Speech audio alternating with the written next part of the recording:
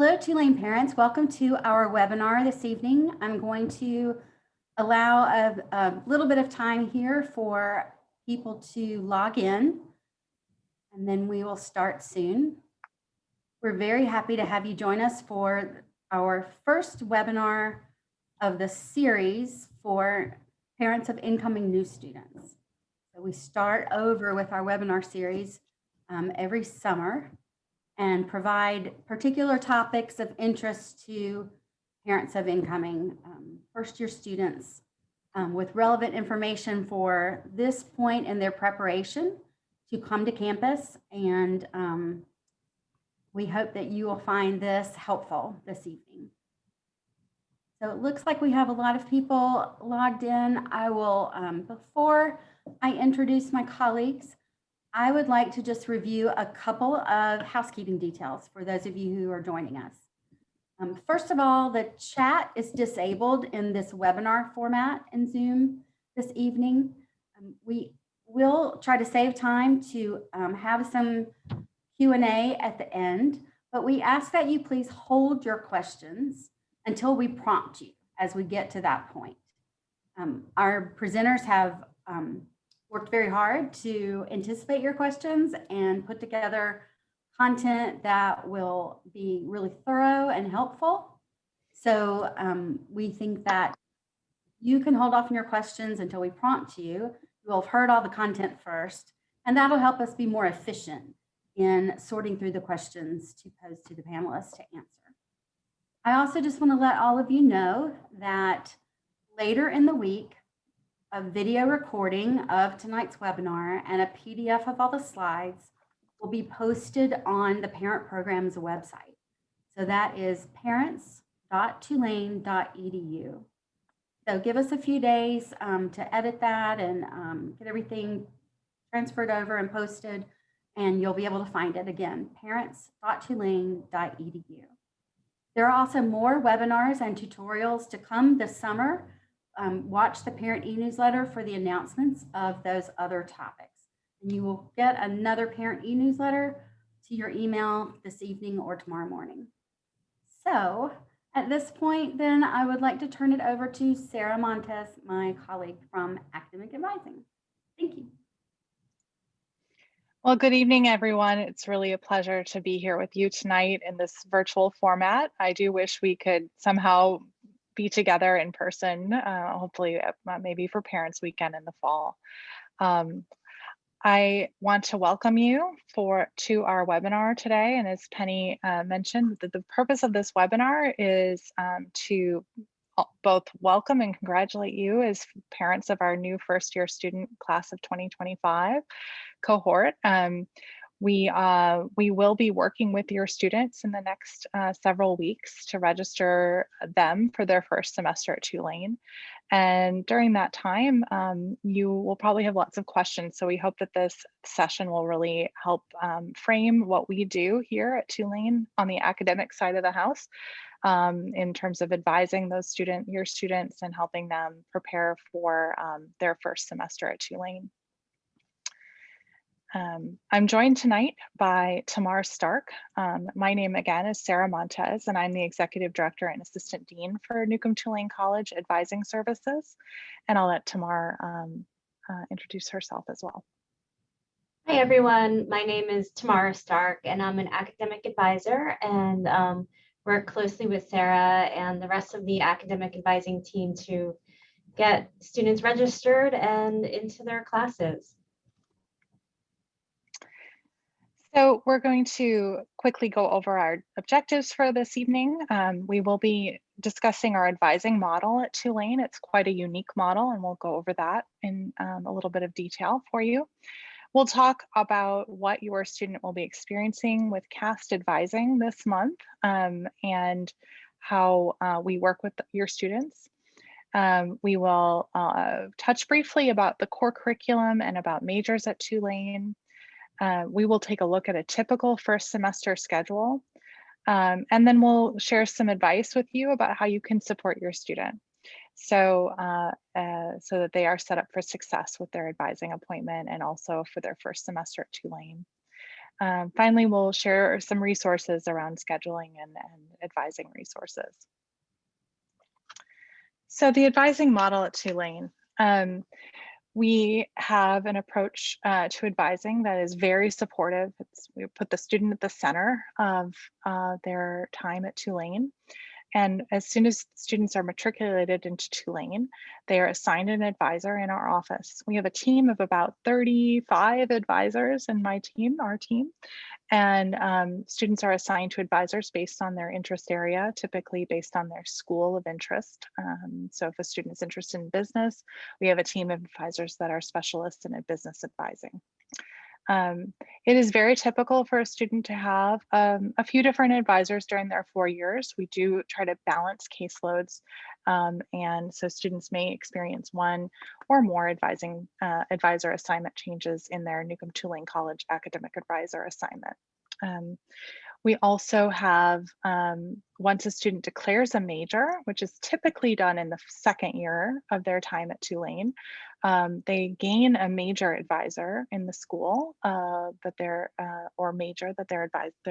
declaring a major in, but they don't lose their academic advisor in Newcomb-Tulane College at that time. So they, again, that sort of tiered approach of advising. If your student is interested in pre-health or pre-law pathways of any kind, we have a robust pre-professional advising subset of our office that offers a lot of resources for students who are applying for those competitive programs. And then across the university and across the college, we have a lot of other advising specialists who support students. We have a fellowship advising office. We have career services advisors, both within Newcomb-Tulane College and in some of the schools. We have study abroad advisors and so on and so forth. So you can read more about us at that website there, and I'll advance here. And so this is for Tamar to go over a little bit more in depth about what our advising office believes in and what we do.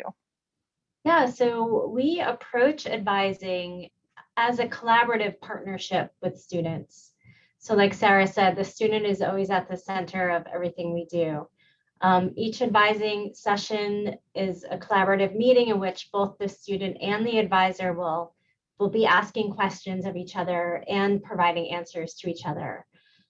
We help guide students towards an understanding of their strengths and interests, and we introduce them to the tools, resources, and information that they can and should use to take charge of their time at Tulane so that they can achieve their academic, career, and life goals. We do like to meet with each student about 4 times a year to help support them on their academic planning, registration, and give them any information they need about, their academic and campus resources. We're a good referral source. If a student doesn't know where to go to have an answer, get a question answered, they can come to us and we can help guide them. And our website is at that link below.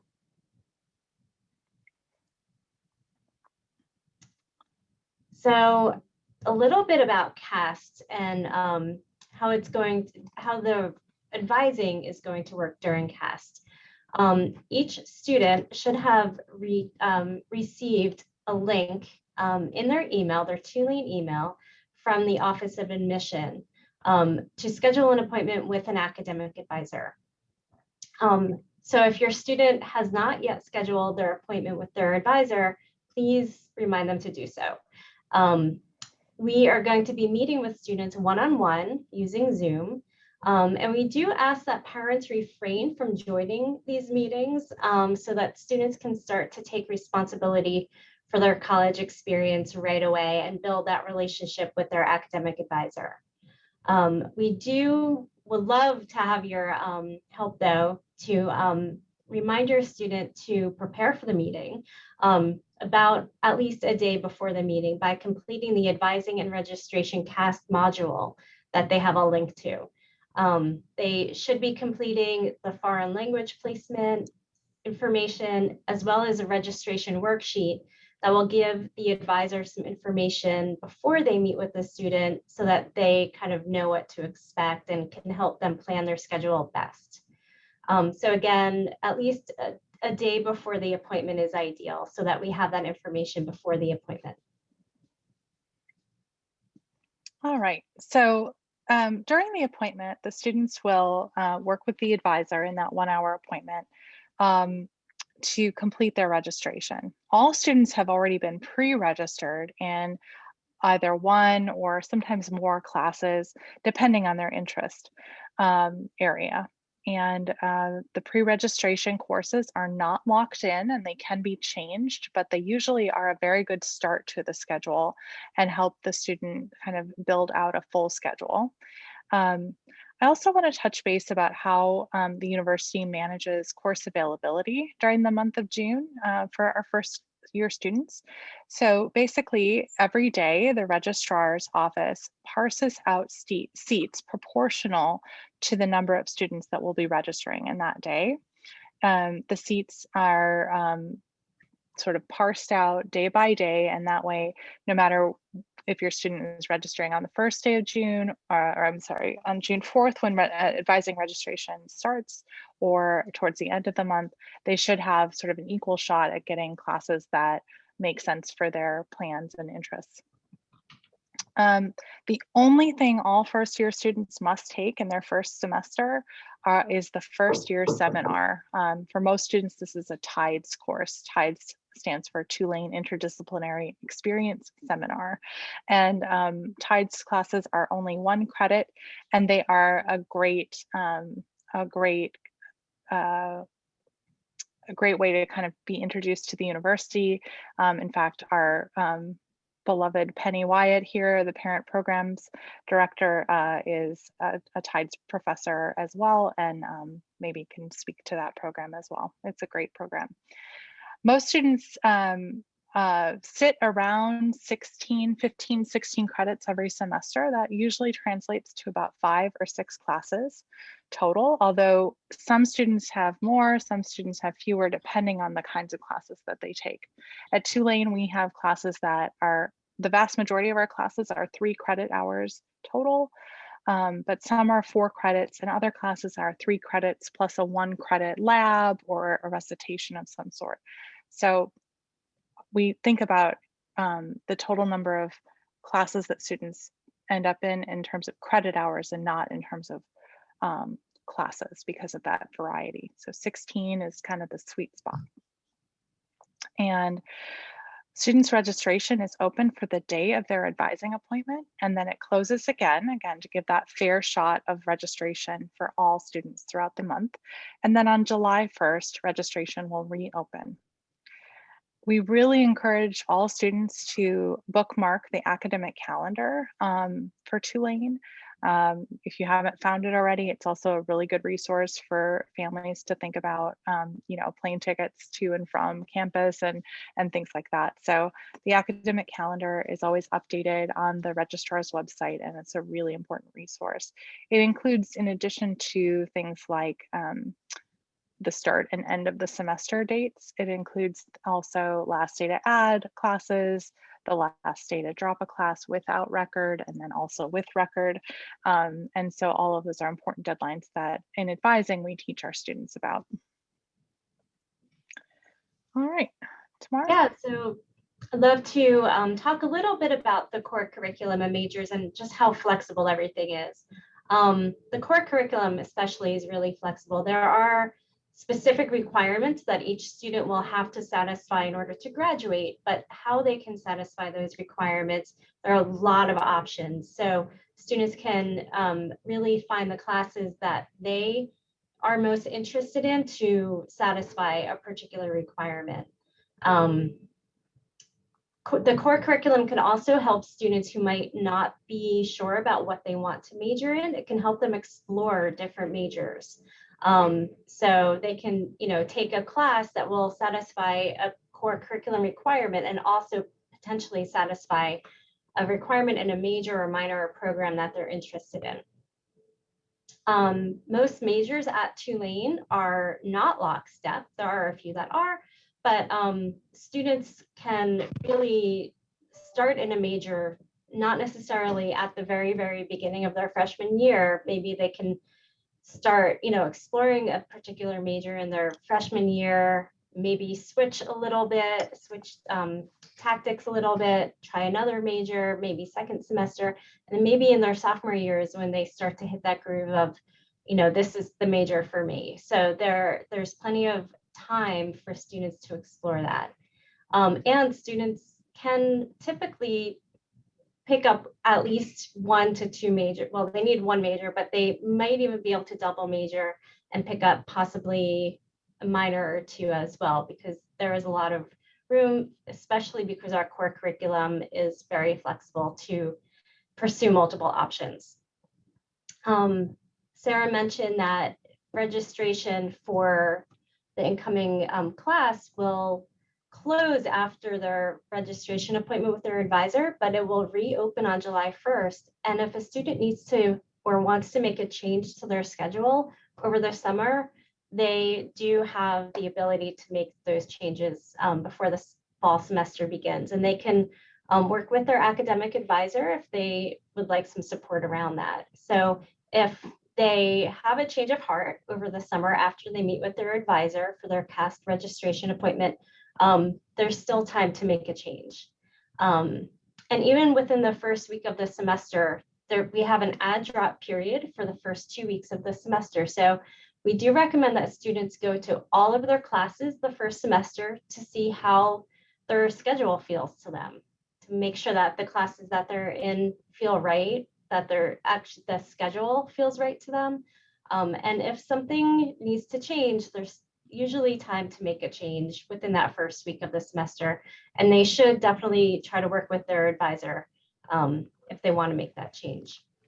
Sarah, do you have anything else you'd like to add? Let's see. I think, I would definitely stress the importance of the student kind of consulting with the advisor.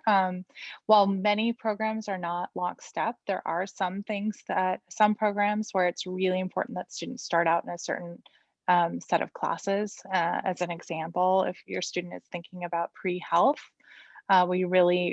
it's very important for the students to start out in chemistry, general chemistry 1 and the lab. So if the student chooses not to do that on their own, which they are free to do after July 1st, they can make changes on their own. They could have some regrets down the line, perhaps. Now, there are certain circumstances where a lockstep plan doesn't quite work out for students, and we work around that. We're really resourceful as a team and usually have great options. So, but stressing the importance of working with advisors on making changes is really important.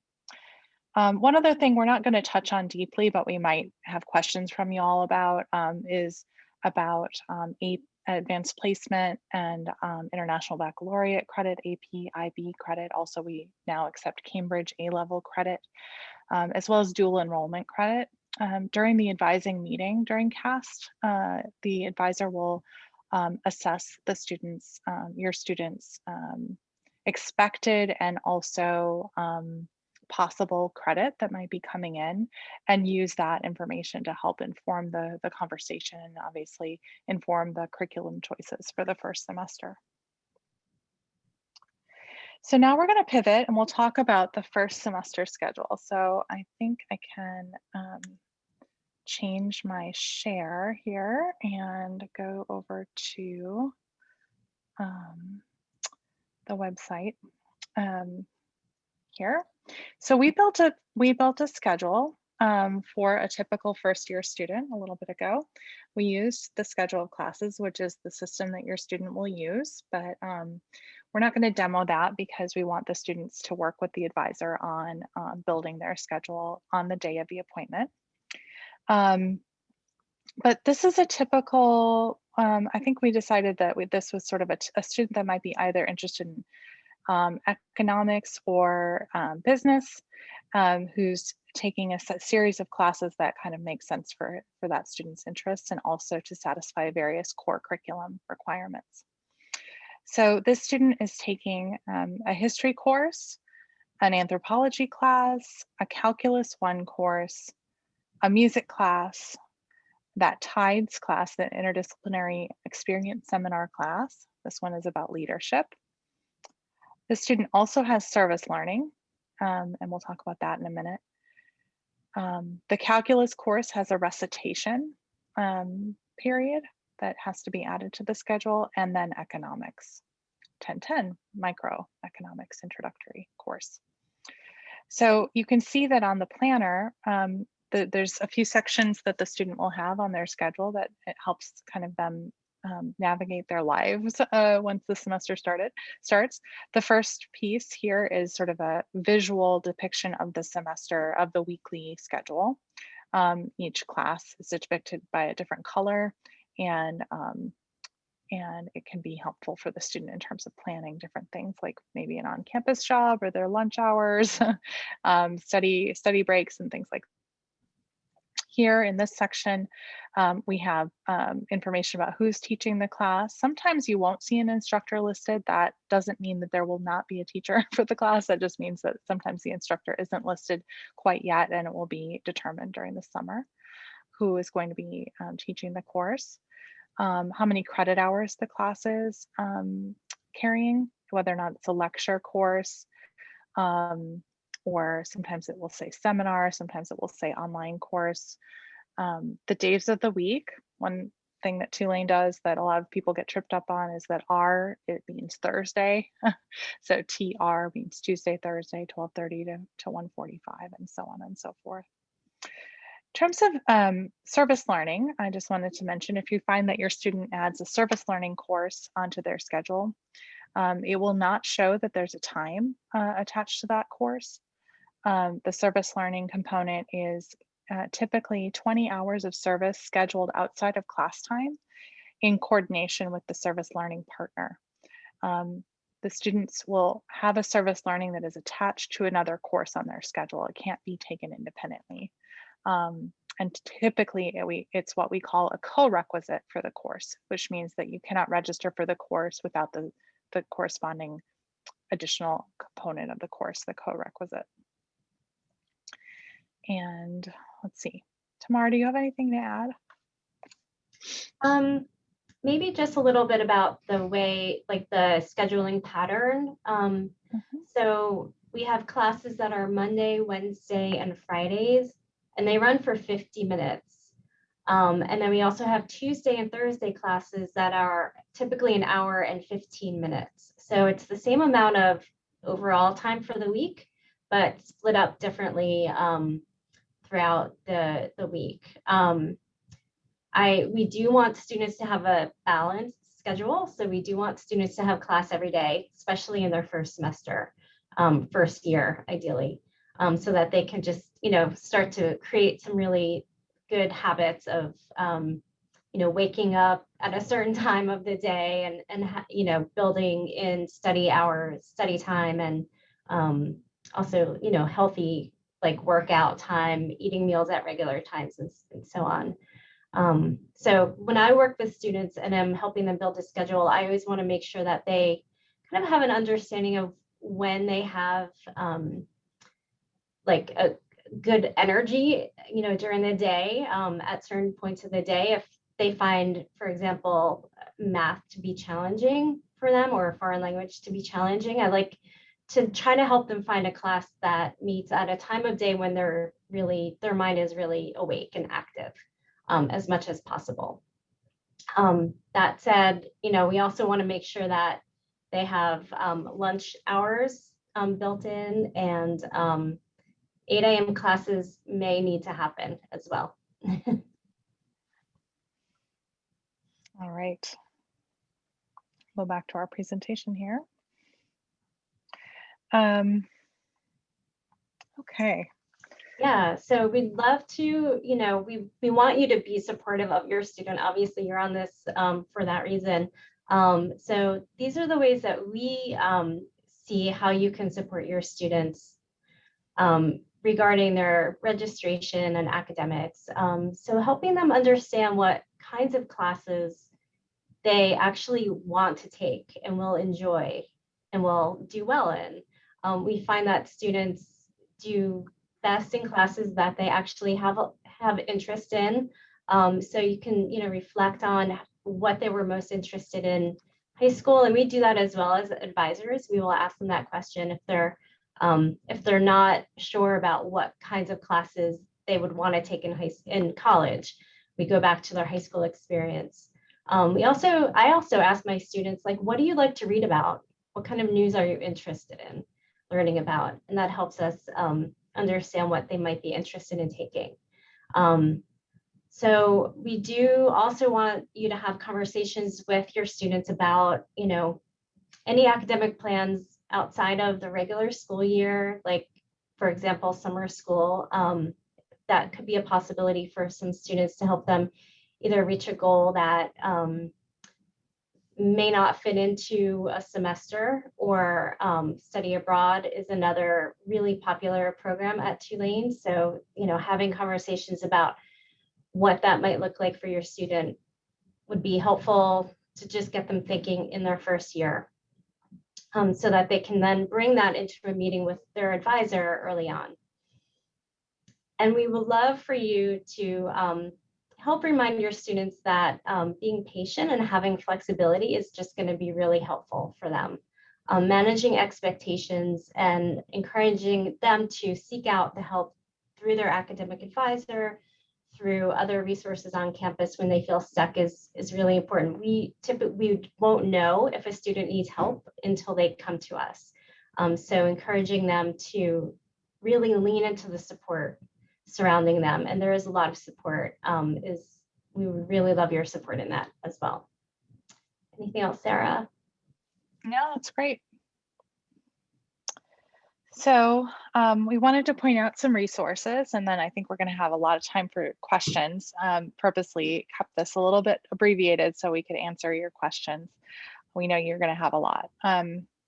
So we have our incoming student website listed here.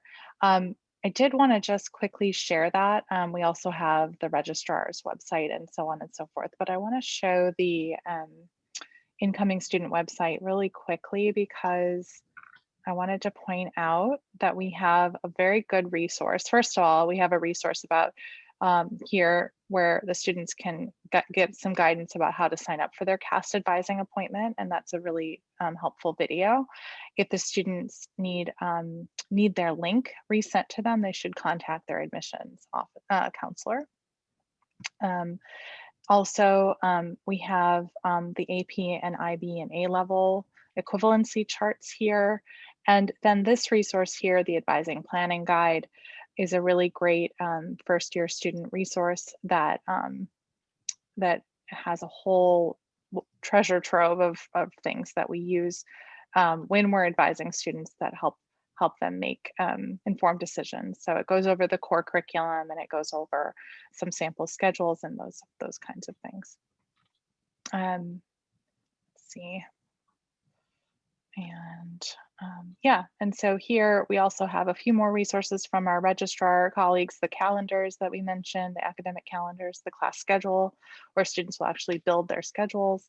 Also the catalog, we didn't touch on that much during our presentation, but the catalog is a great place to go when you're looking at specific requirements in different programs in the college. So different majors and minors, all their requirements are going to be listed in the catalog.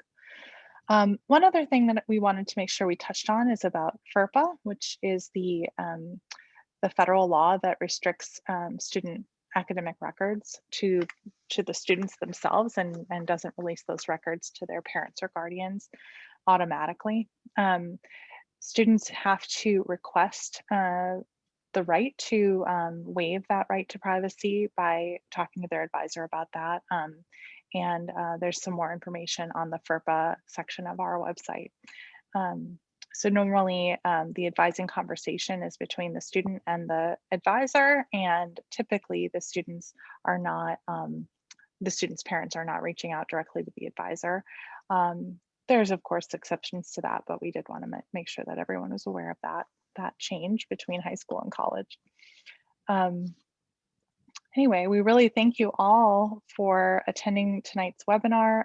We have some time for questions. If you have any feedback about this webinar, we have a survey here that I think Penny will also send out after the webinar is complete. We have some simple contact information here. We have our main phone number 504-865-5798. It's a great way to reach us during business hours, 8:30 to 5 p.m. Central Time, Monday through Friday. Also advising at tulane.edu. If you email that address, usually within a couple hours on a business hours, during normal business hours, you'll get a response, and we will make sure that your students' needs are addressed. So that's about it. Okay, so I will start going through some of the questions and pose those to our great panelists here. So the first one I did mention at the beginning, but somebody might have missed that as they were logging in. So the video recording of this webinar and a PDF of the slides will be available on the parent program's website in the webinar archive. And so just remember parents.tulane.edu, that's parents plural, .tulane.edu. And so if you look under the communications tab, you'll find the webinar archive, and it'll be posted there. I would say you might give us until about Friday for that to be posted there. So I will start going through some of the other questions. So if a student is in an RLC, a residential learning community, are they restricted in their choice of TIDES course? Tamara, you want to take that one? So that's my understanding. The RLC, the TIDES course is what will kind of create that learning experience for the students. So I'm pretty sure that's how it is. Sarah, do you? Yeah, my understanding is that they are really encouraged to take the RLC TIDES. The residential learning communities is what that stands for. And so students have been accepted and opted into and accepted into a residential learning community. And the TIDES are designed to extend that cohort experience into the classroom. And it's very much recommended that students remain enrolled in a RLC TIDES in order to have that continuity of experience. Yeah. I know TIDES, there's so many amazing TIDES classes, and it's really, really fun. What I always say about TIDES, it's really fun to select them and dream about taking like 10 of them. But what I always say to students is that TIDES is like, so I grew up in the 80s, right? So TIDES is like going to Perkins or someplace like that. And, you know, they have peach pie and they have French silk pie and they have all those kinds of things. But on the menu, but when you go to order your dessert, they're out of the peach pie and you have to have French silk. Well, it's still really good. It's really, really good. So maybe that's a bad analogy. It's very dated, but it kind of gets the point across. Students always love their TIDES typically. Yeah. So yeah, I see that there's a lot of questions about language placement on the chat or the Q&A. Penny, do you mind if I touch base on that? Okay. Yeah, so the language placement, if you just go to languageplacement.tulane.edu, I believe that's the URL. We'll find it and put it in the chat. Yeah. And on that website, you just scroll down. I see there's one question about how to find the placement information for Latin. So you can just click on the expand for Latin or expand for whatever language you're thinking about and follow the steps that are listed there. It's really pretty simple. Now it is, if you have an upper class student who went to Tulane, just know that it has changed a little bit. It used to be that all students had to complete one mega questionnaire for all things, and then it was funneled to different offices. Now they've sort of disseminated that to different languages. So now you have various options depending on the language foreign student wants to take. There's also another question about language exemption or language testing out of a language.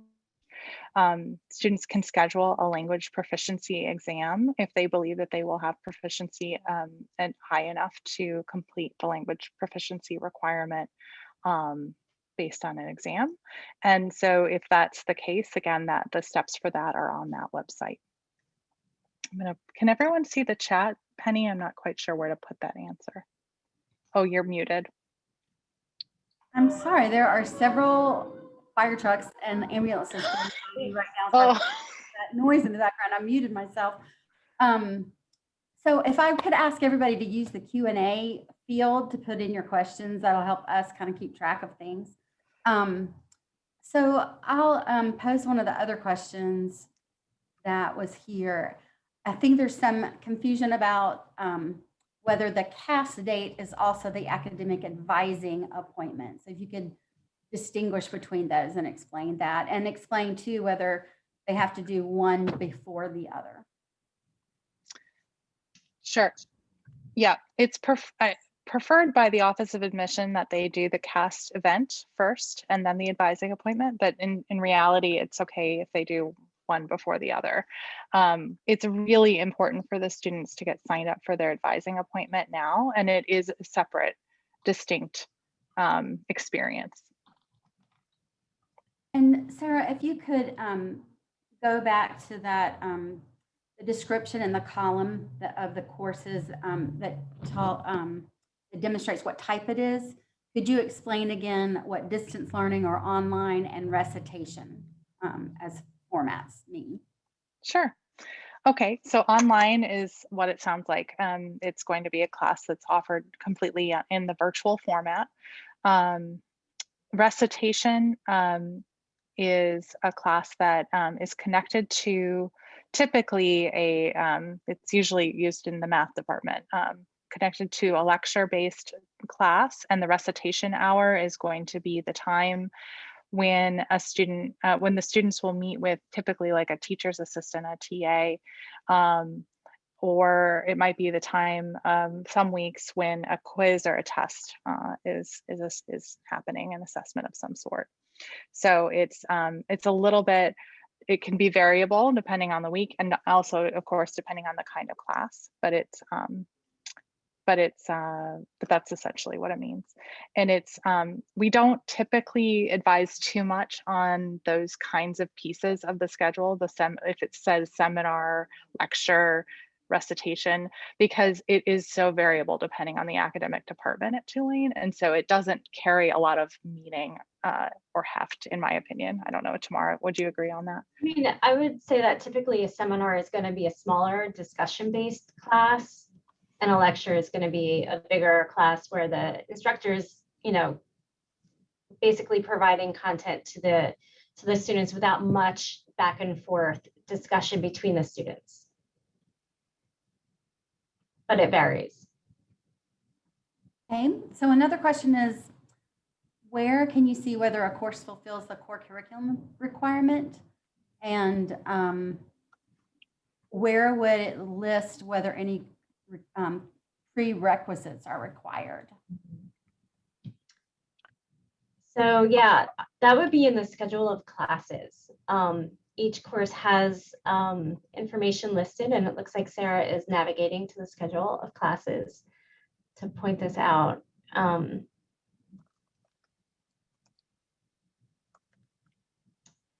So she's pulling up microeconomics. You can see the attribute listed as a social and behavioral science. So that is one of the core curriculum requirements. So this course will satisfy that requirement. There are no prerequisites listed for this course, but if you can go to another course, we can probably show you. Yeah, so this is statistics for scientists. And you'll see under the course notes, prerequisites. So all of this information, we're teaching the students how to read the schedule of classes and to pay attention to all of the information in these boxes, because it's all really important information. So we're doing that during the CAS session with them. And then I would just share that in one of their first appointments, typically that happens in August or September, we'll take it to the next level with our students. That at that point, all their AP, IB, all of their credits will be posted and their schedules will be settled. And then we're going to take some time during that first appointment to show students how to use a tool called the degree audit that will map out exactly how classes are going to be applied to their degree. Sometimes classes can satisfy multiple requirements. So going off of what's in the schedule of classes is just a starting point, and then the way that that is applied to a student's actual degree program is going to be translated into the audit with the help of the advisor, sometimes making some adjustments if things aren't looking quite right. And so that all happens in the advising appointment. But it's all those are tools that they can use through their Gibson portal, which is going to be really key for them to learn as they get settled and launching into their time at Tulane. Okay, so another question is here. It's again just some more clarification about FERPA. And so it said, does a student have to ask the advisor about giving that authority for the parents to have access to talk to the advisor, or can the student just go online themselves and set it up? Do they have to navigate that through? So, yep. The student has to initiate it, and either that can be done through the advising appointment. If they say, hey, I want to fill out the FERPA form during their CAST appointment, the advisor will help them with that. Or they can just go to the website. We have a section of our website under resources for forms, and FERPA is right there, and the student can download it and send it to advising@tulane.edu, and it will be in the system right away. And another question was, please repeat what needs to be done 24 hours prior to the meeting, the academic advising appointment. And that is that they need to do those modules in CAST, correct? That are about. Yep. So within the Gibson portal, there's a link for CAST modules or CAST. And I know the word CAST is kind of this catch-all for everything in June, basically for students, but there's the CAST live event that the students will do with CAST fellows. It's wonderful. They should all be signed up for that already and taking care of that. Then there's CAST advising and registration. Before CAST advising and registration, at least 24 hours, but really ideally, I would say maybe 3 to 5 business days in advance, if they can complete the CAST advising and registration modules, which include 2 things: registration worksheet, and the worksheet itself is just a form that the students will fill out that feeds right into the student's advising sort of record, and the advisors will use that to inform their conversation with the student. And then the second thing is language placement. Now, language placement, as we looked at briefly on the website, is going to be variable depending on the language. For some students, it's not something that they really need to be too concerned about. If your student is bringing in language credit from like an advanced placement AP French class or something like that, then they're going to already have proficiency in language done and they don't need to worry about it too much. But we really want students to take that step because proficient language placement takes some time depending on the student's background. Okay, so there are a couple of questions about the service learning classes, and because you showed one of those in a semester, I think some parents may think that that's expected for the first semester.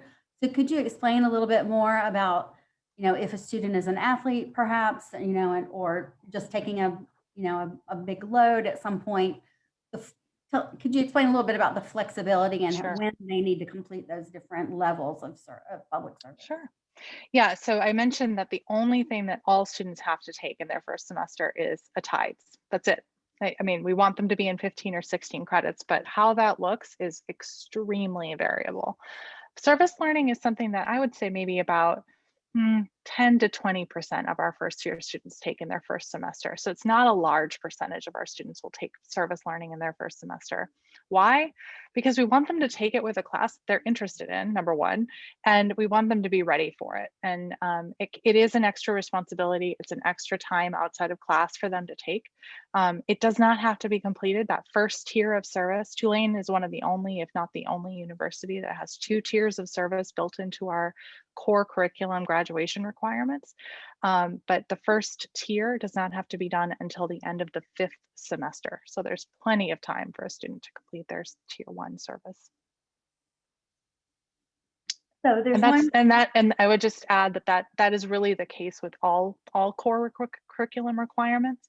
So if the advisor isn't really stressing that the student need to complete the requirement in the first semester or that class in the first semester, it is definitely flexible. And within that academic planning guide resource that I showed up on our website, that incoming student website that I mentioned, you'll see those sample schedules, and there's no sample schedule with service learning in it as an aside. So yeah. So there are a couple of questions about sort of the mechanics of CAST and advising. And so one question is, are parents supposed to attend CAST with their students? And the answer to that is no, the students should be doing that on their own. We are providing this information so that you're aware of what's going on and you can encourage and support them and maybe nudge them to get some of those things accomplished, in time and to do those. And so that you're aware of how this whole relationship between student and advisor will work for their whole time at Tulane. But we do want the students to have those appointments and take on those responsibilities on their own. This is part of them being in college at Tulane. So that we are not expecting that parents are in the CAST session or the advising session with the student. And then there's another question for you, Sarah and Tamara. Is the advisor actually registering the student for the classes during their appointment, or will the student do that afterwards?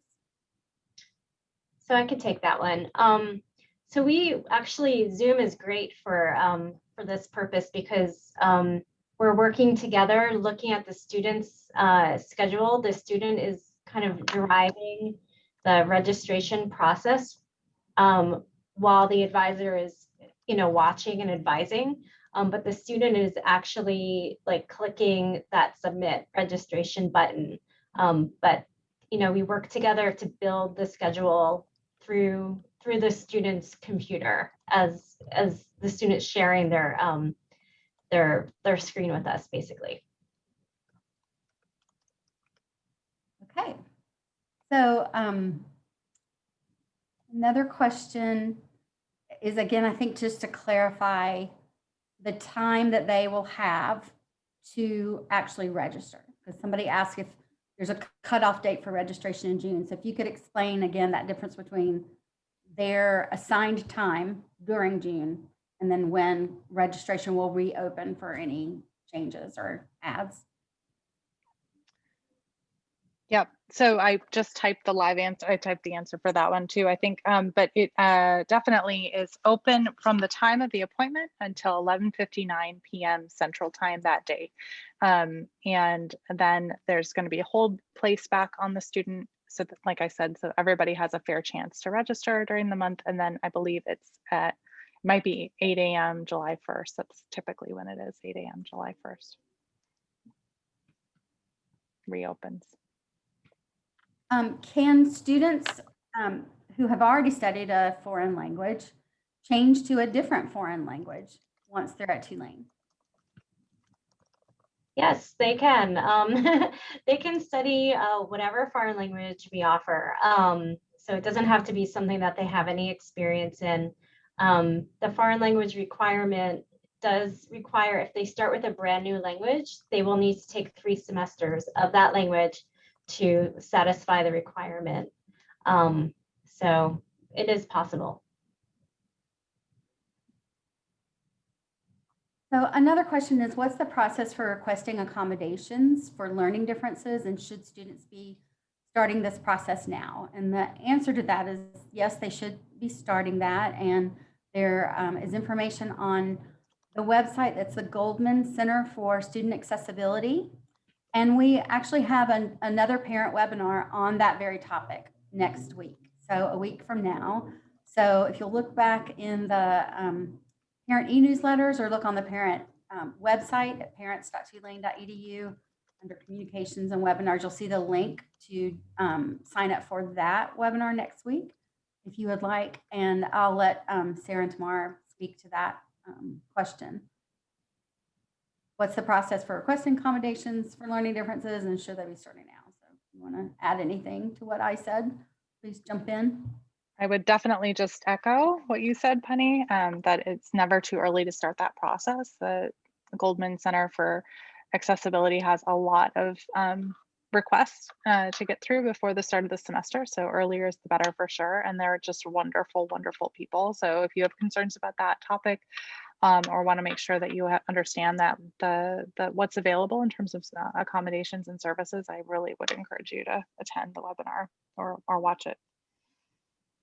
So another question is, if the class they want is full, what's the best way to watch for openings? So could you talk about like wait lists, courses that have wait lists and how else to watch for space? So basically, waitlists are actually sort of suspended and frozen for the month of June because we want to make sure that students are registered for classes that are actually available. Once July 1st hits, students can go back in and waitlist for classes.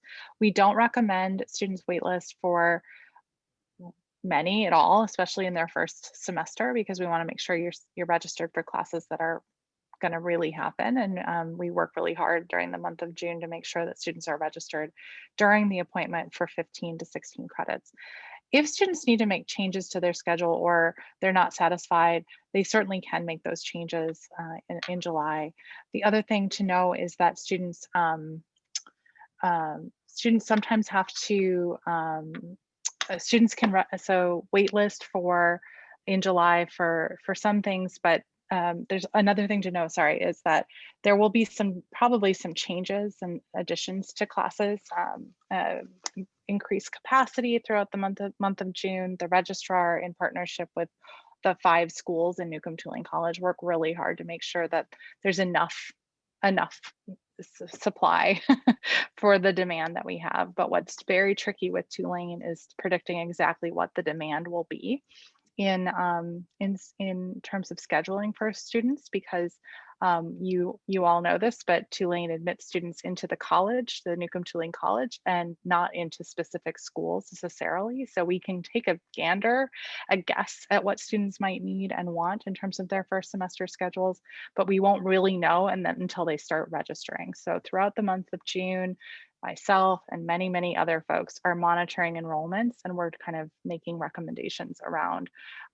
hey, it looks like we need a little bit more wiggle room in calculus. Let's see if we can add some more seats in that, and so on and so forth. So it's a very malleable process, I would just say.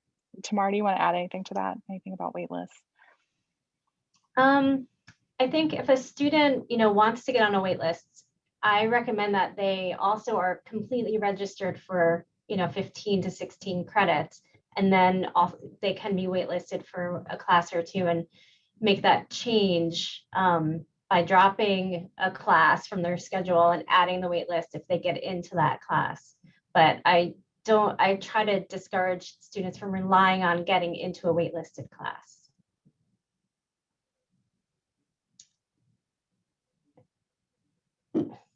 So one of the questions is, will advisors have the students' high school transcript to discuss AP classes when scores and stuff when they are doing their CAST advising session?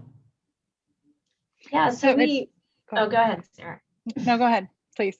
Sorry. So we really, that CAST advising session is a real discussion with the student and the advisor, and the advisor will ask the student about their AP or IB or Cambridge A levels, and what their scores are, or what they think they might have gotten if they're waiting for their scores from their senior year.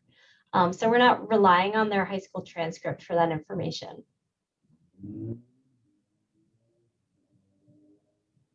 So somebody asked how long the advising appointment takes. You have a rule of thumb for that? They're 1 hour long. Yeah. And that is again why you want them to prepare well. So yes. they're not learning everything for the first time in their advising session, that they've done those modules ahead of time and sort of had some time to think through things and understand those different components. Right, and so that we have information kind of ready to go about their APs and about their foreign language interest and about what level of math they completed in high school, and maybe even there's an opportunity for them to upload a sample schedule that they would like to try for, and that's helpful as well.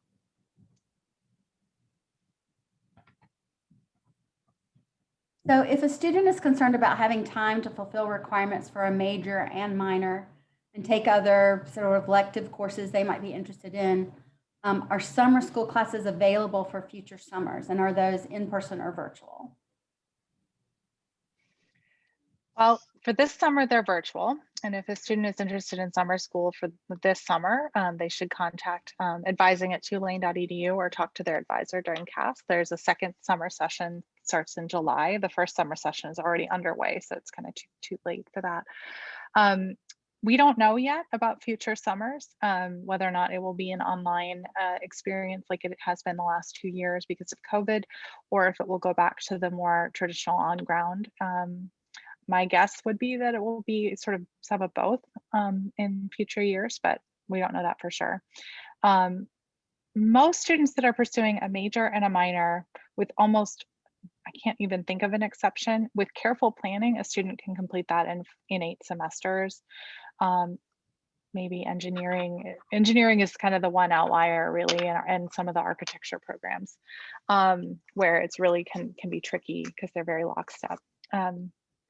But we have the vast majority of our students that are pursuing a major and a minor are able to do that in 8 semesters with averaging about 15 to 16 credits per semester and still complete everything. It looks daunting at the beginning. It looks like you have a bazillion thousand courses to take, but most students are able to do it carefully and well. Oh, you're muted, Penny. There are a couple of questions that I think just need for you to repeat or clarify the whole concept about how the courses are parsed out over the different advising dates so that there's more equity built in there. Right. Yeah. So basically the registrar, I'm not quite sure. So the registrar will get a report that shows exactly how many students are registered for advising appointments for that day, and they will divide that by the total number of students that are left to register, and then they will parse out, usually for 1,000 and 2,000 level classes are our first year student classes, and they will parse out seats in those classes daily, proportional to the number of students that are registering. And I think there was a couple of questions about how much agency students might have around choosing specific classes or specific professors. We don't, as a general best practice in advising, advise on professors. It is not something that we find to be very reliable.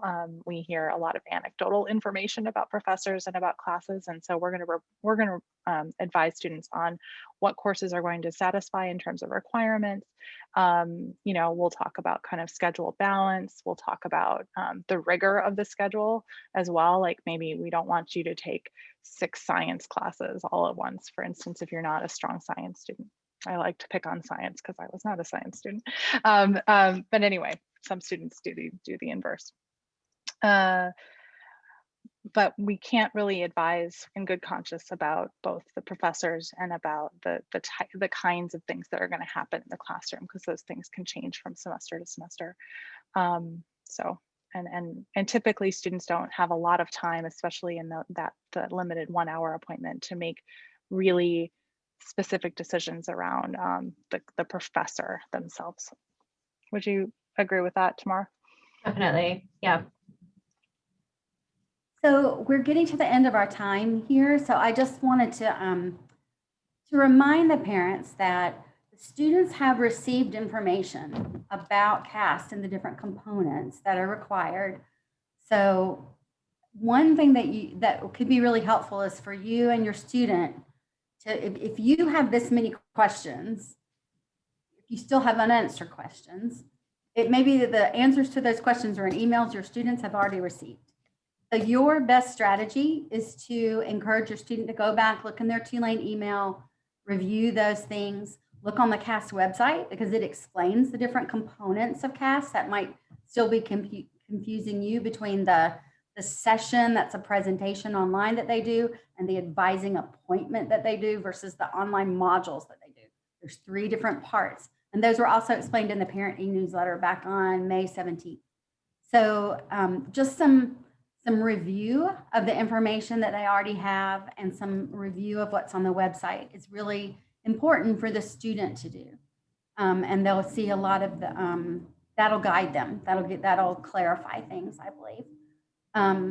The other thing that I would say is just to let your student know that while they will have that advising session, they also get a chance once July starts, there'll be it'll open back up again.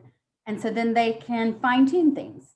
And so I think keep them calm. Sometimes it feels very rushed or stressful to them to have that advising appointment and feel like they're making such big decisions, and they are, but they're getting support.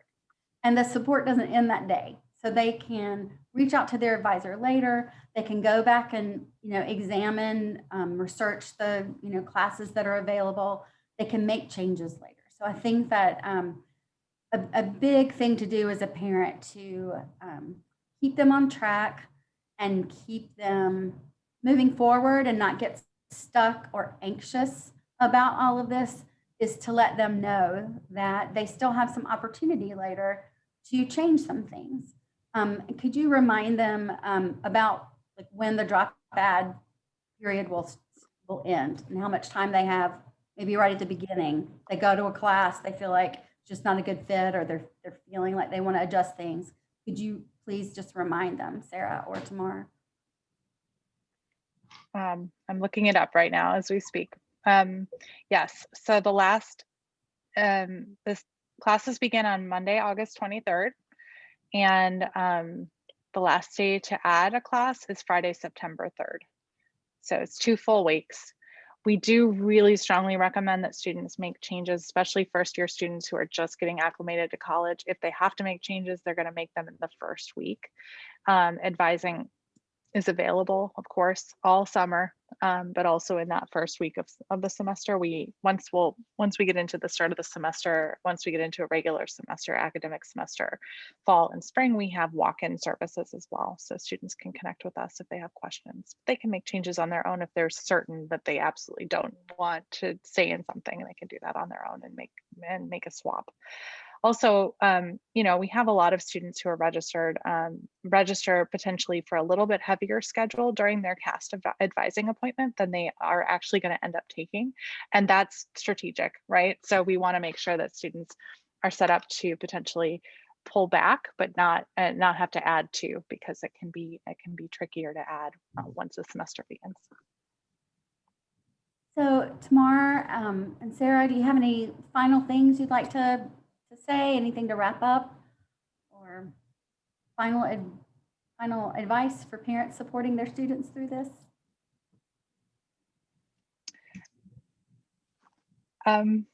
First of all, I guess I would just reiterate what I said at the beginning. Just congratulations. This is truly a historic class, the most selective class in Tulane's history by far, by kind of a landslide. So y'all have really supported your students' journeys through such a difficult time during this pandemic to land a spot in this historic class of 2025. It's just really amazing. Your students are in really good hands. We have a really robust team of support here in the advising office and across Tulane. The faculty are so excited to welcome this class. And we know that a registration can be a little stressful for students, and we really do appreciate both your interest in this topic and your support of your students' potential kind of maybe they're going to feel a little bit like they were rushed or something like that. Always let them know they can loop back with us if they get frustrated.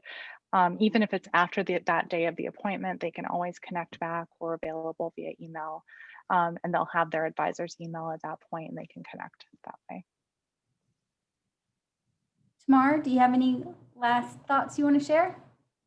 I think just to piggyback on what Sarah and you are reiterating is that, this first schedule that we create with them they're going to be registered for all the classes, but it can be a first draft. So there's opportunity to make change if necessary. And, just to let them know to be patient and things will work out. They always do. I think that's so true. And so we don't want them to get anxious about things and, feel like, something's going to just skid off the tracks because there's one class that they didn't get that they thought they wanted. There's a lot of room for adding things later and also for just adjusting their expectations to try new things and go forward on the advice of their advisor and look at part of this is also about the process, I think, of learning how to do course registration at Tulane, learning how to start cultivating a relationship with the advisor.